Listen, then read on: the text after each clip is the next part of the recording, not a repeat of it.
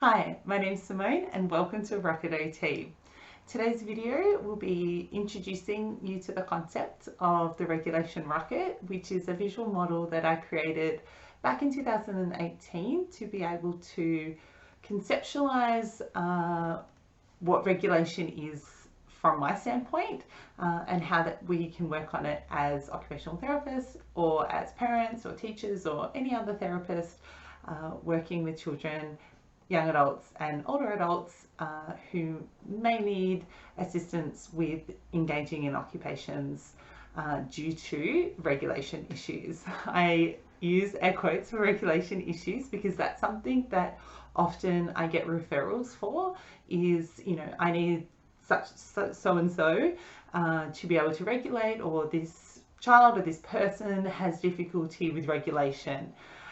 I generally turn that around and I say, well, what do you mean? Like, what is the actual goal here? What do you want this person to be able to do? Or what do you expect them to do? Or what is it that they need to do themselves or that they want to do? So the regulation rocket, as you can see, hopefully, if I've been able to manage technology, it should be up on to my right.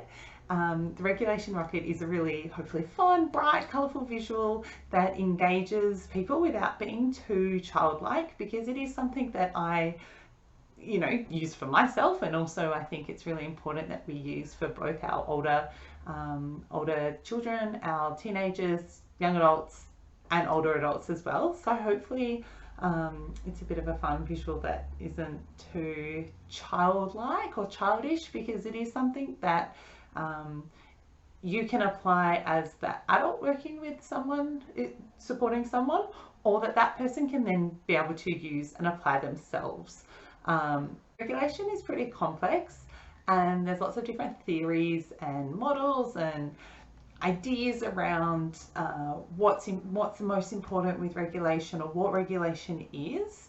So the regulation rocket for me is my conceptualization of all of the information that I have read and consumed, as well as my personal experience and professional experience, I should say, as an occupational therapist over the last 10 years.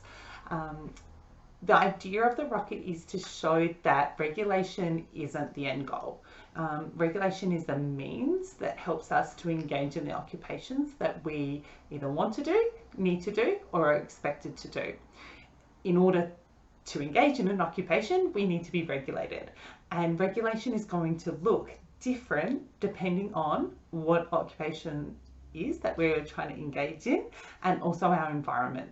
So underneath, where the sort of the moon part of the regulation rocket is you'll see the environment, and I've broken it down into 3 of the most commonly described aspects of an environment from an occupational therapy point of view, which is physical, social and cultural.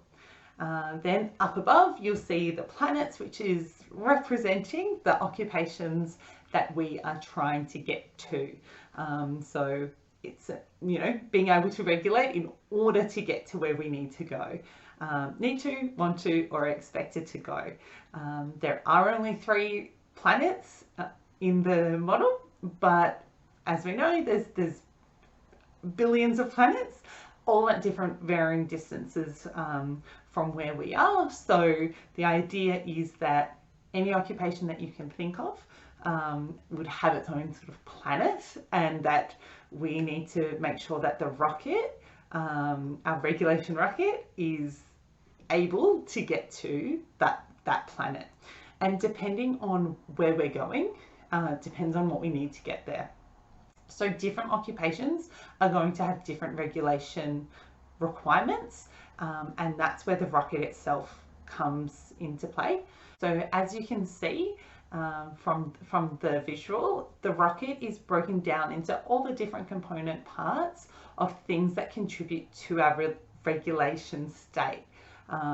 So regulation being our ability to regulate our attention, our emotions, our arousal levels, our behaviours, including our what we say and what we do, as well as our thoughts. So that's kind of my definition of regulation. As I've said, there's many different definitions. Some people focus more so on maybe the emotional aspect or the thinking aspect or the behavioral aspect.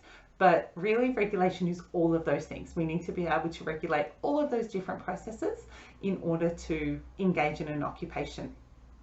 So the different component parts to the rocket, at the top there we have executive functioning, we've got self-awareness, we've got biology, social abilities, habits and past experiences, motivation, basic needs, emotional understanding, and sensory processing.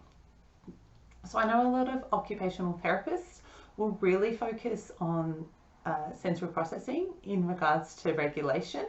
And I'm not saying that that's incorrect at all. It's definitely something that we as OTs have, I guess, staked our claim on.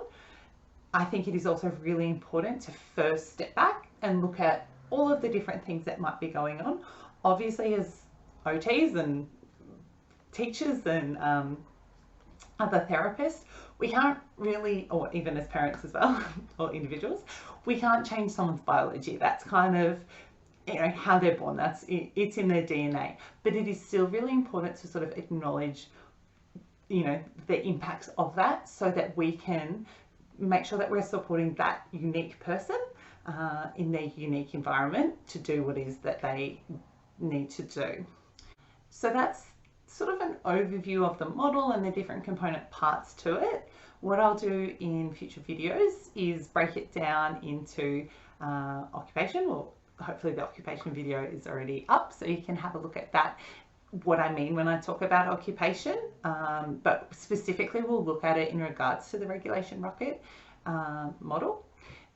We'll break down each of those different component parts of the rocket.